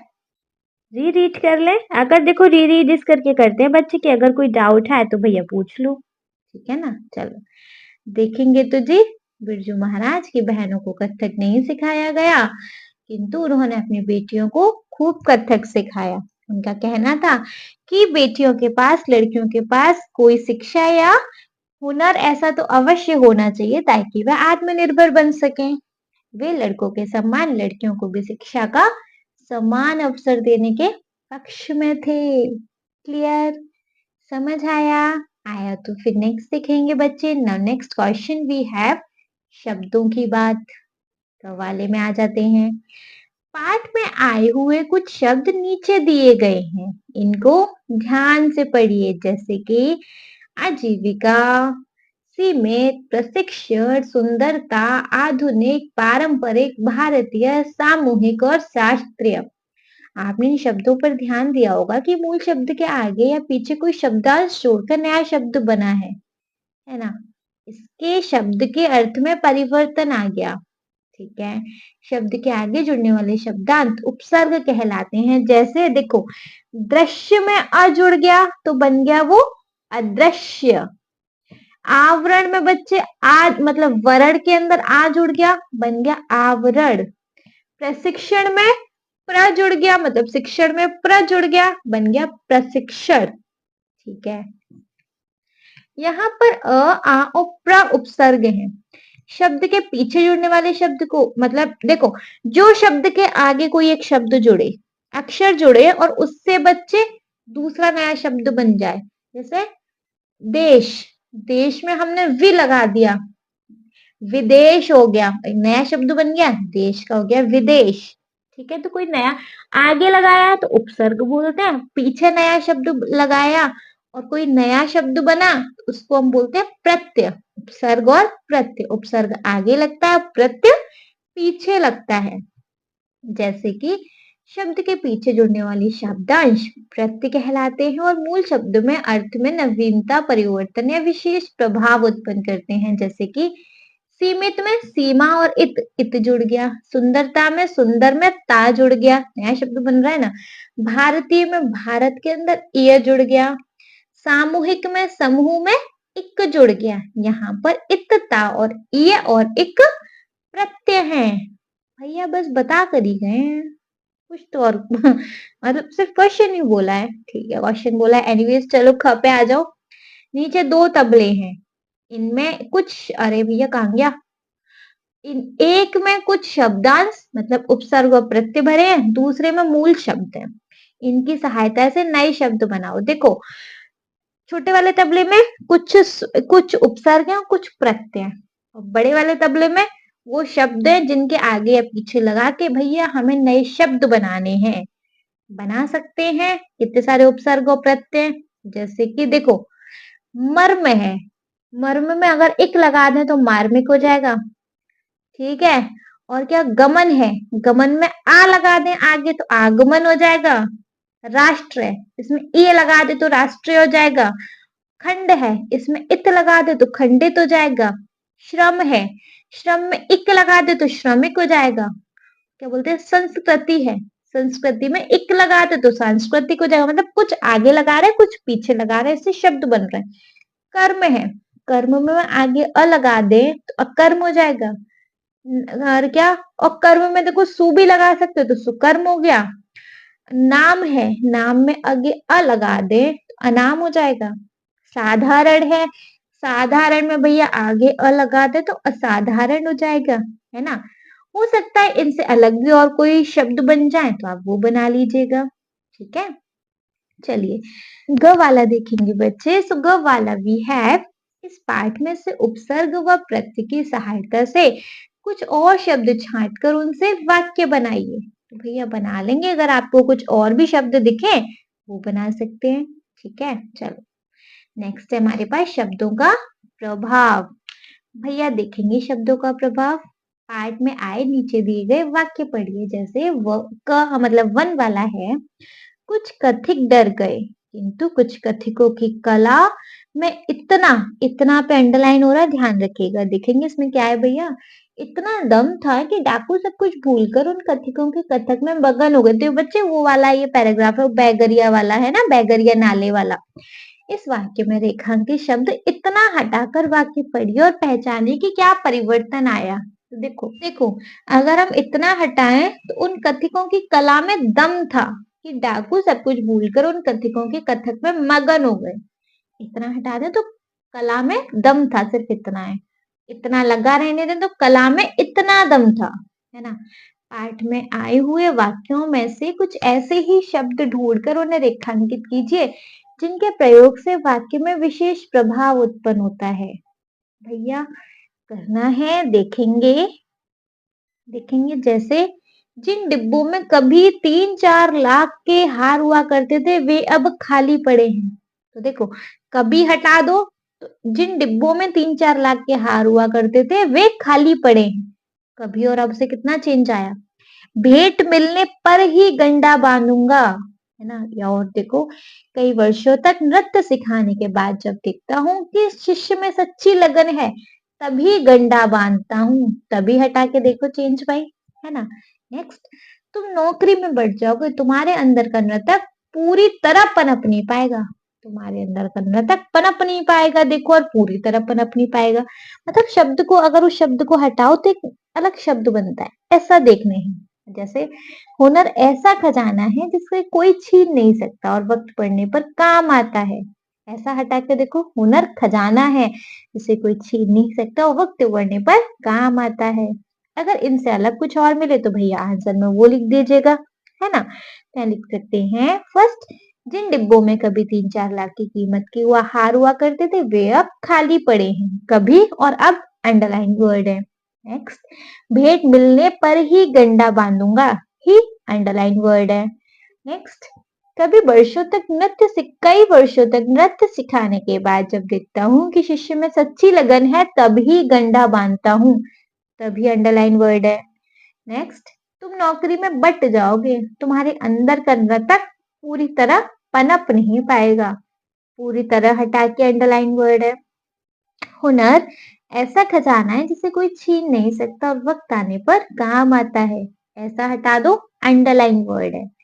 गेट दैट बच्चे। चलो नेक्स्ट सीख ले। अच्छे से समझ आया तो देखो भैया नेक्स्ट देखेंगे। नाउ नेक्स्ट वी हैव पाठ से आगे। पाठ से आगे देखेंगे। इसमें है कला का संचार, जिसके क में है बिरजू महाराज कथक की पुरानी परंपराओं को तो कायम रखा है, हाँ उसके प्रस्तुतिकरण में बदलाव किए हैं। इस कथन को ध्यान में रखते हुए लिखिए कि कथक की प्रस्तुतियों में किस तरीके के बदलाव किए, मतलब परिवर्तन आए।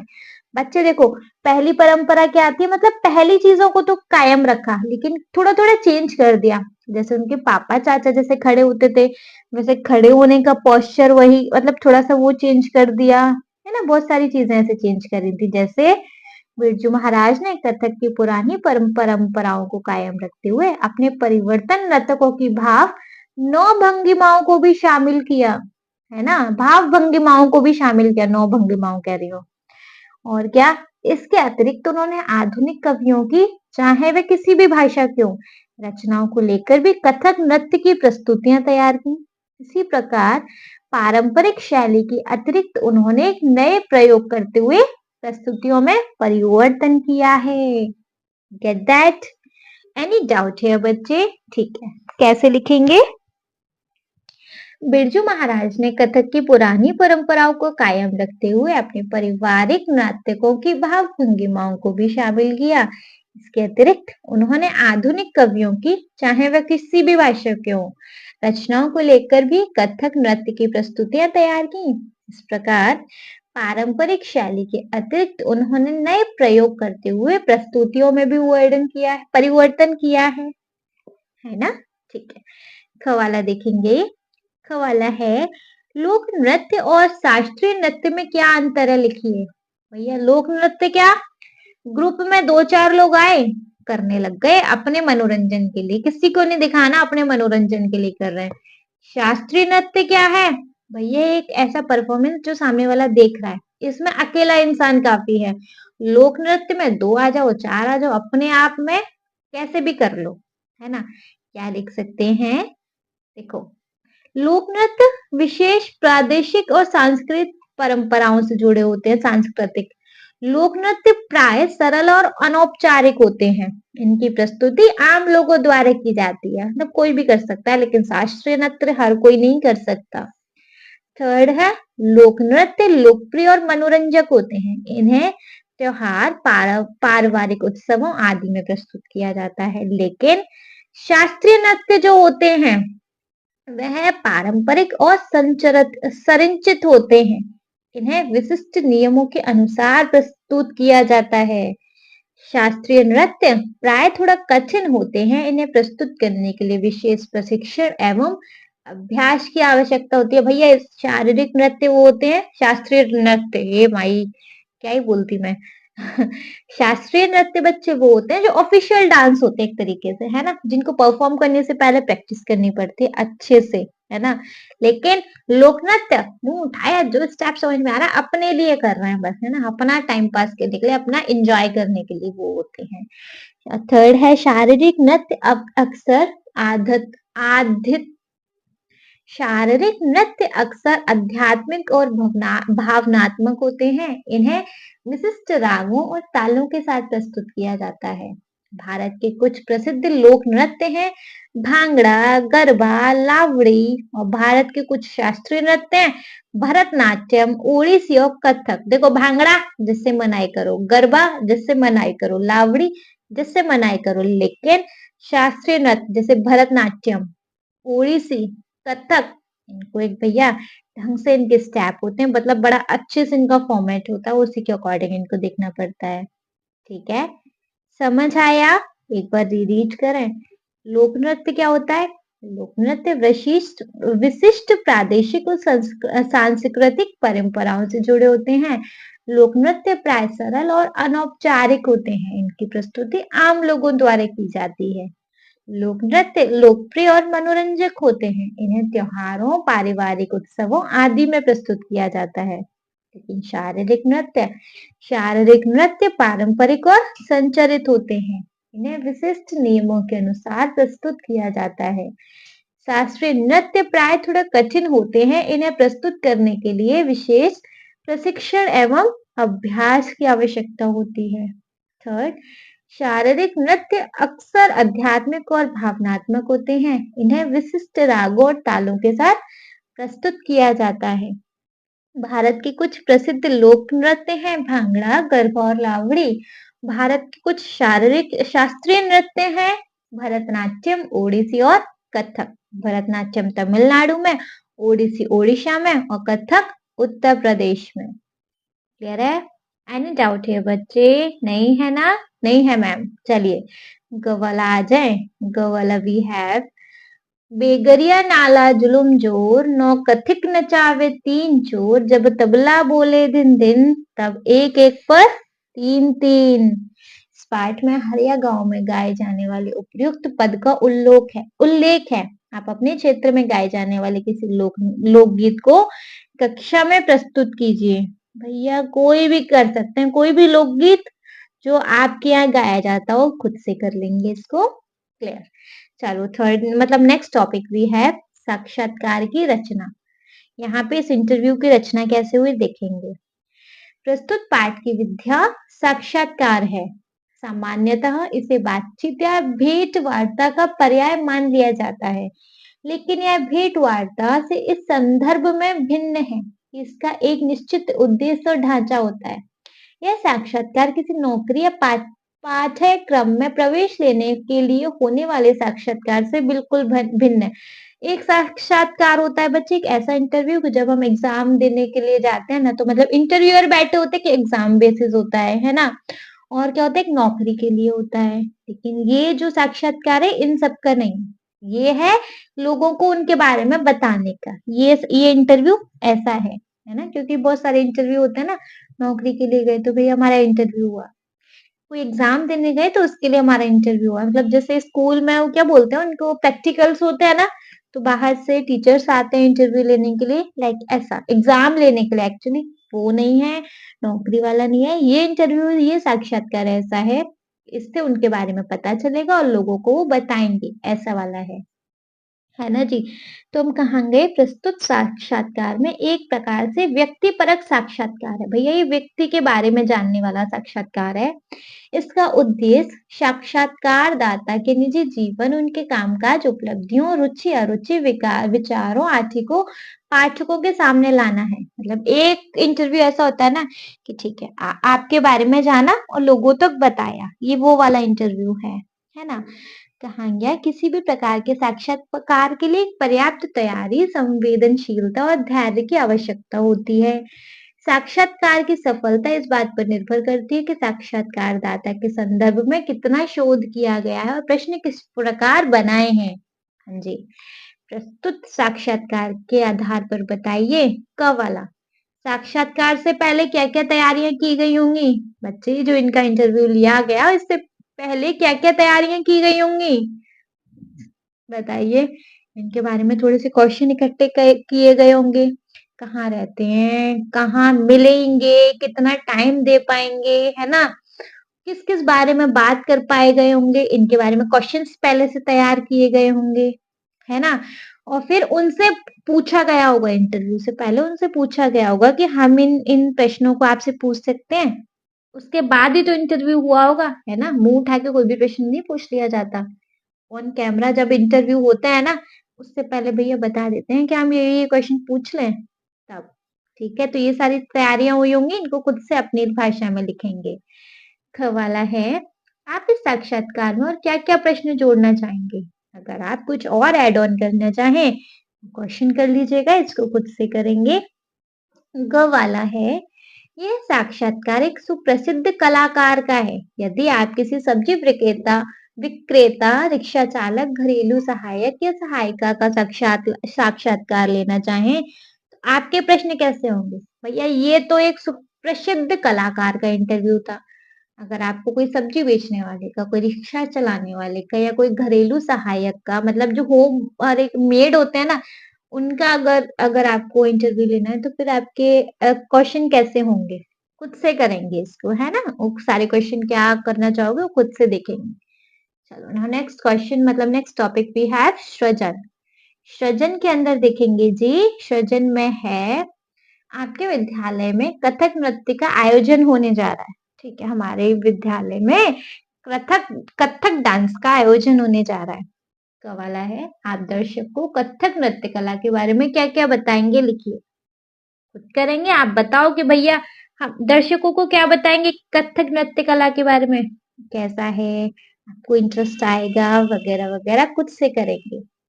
ख वाला है, इस कार्यक्रम की सूचना के लिए एक विज्ञापन तैयार कीजिए। एक विज्ञापन तैयार कर लेंगे, आज हमारे यहाँ इस समय पर ये कार्यक्रम आयोजित किया जाएगा वगैरह वगैरह, खुद कर लेंगे। ठीक है, आपका ओन वर्क है।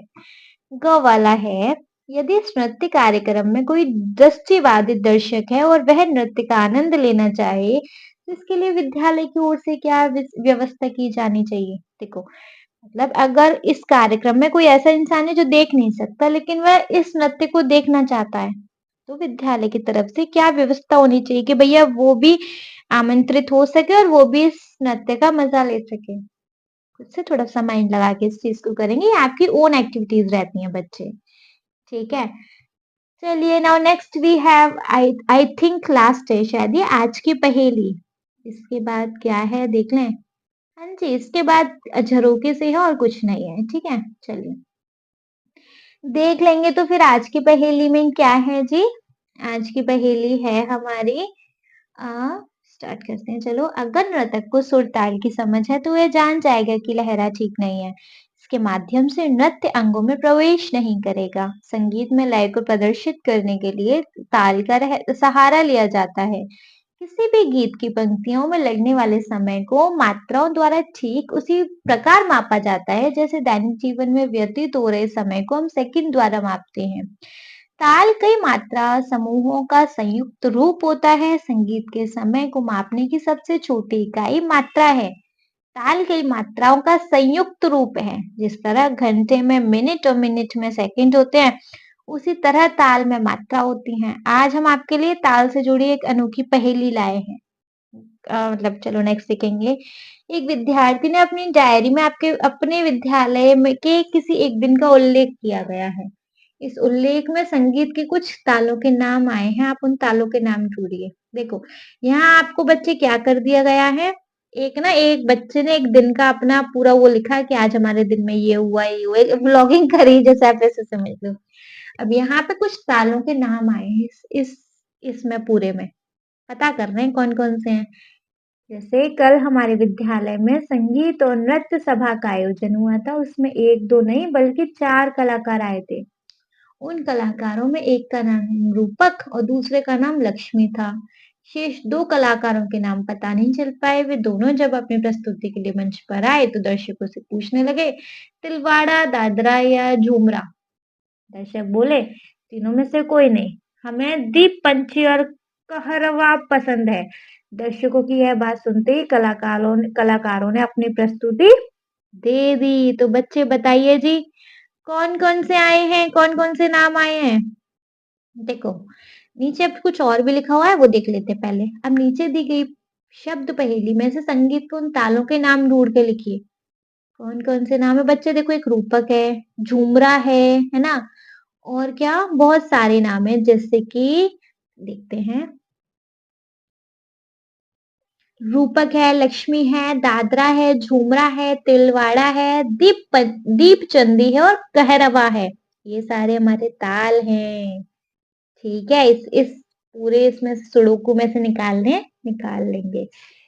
ठीक है बच्चे, नेक्स्ट देखेंगे। नेक्स्ट है हमारे पास झरोके से। इसमें है नृत्य की छटाएं। बिरजू महाराज ने भारत के विभिन्न राज्यों के शास्त्रीय नृत्यों का उल्लेख किया है। आइए इनके बारे में अपनी समझ बढ़ाते हैं, थोड़ा सा पढ़ लेते हैं इसको। भरतनाट्यम क्या है बच्चे। यह नृत्य विद्या का सर्वाधिक प्राचीन रूप है। इसका नाम भरत मुनि तथा नाट्यम शब्द से मिलकर बना है। कुछ विद्वान भरत शब्द को राग, ताल, भाव से भी जोड़ते हैं। इस नृत्य विद्या की उत्पत्ति का संबंध तमिलनाडु में मंदिर नर्तकों की एकल नृत्य प्रस्तुति साजिश से है। ठीक है, कथकली क्या है जी।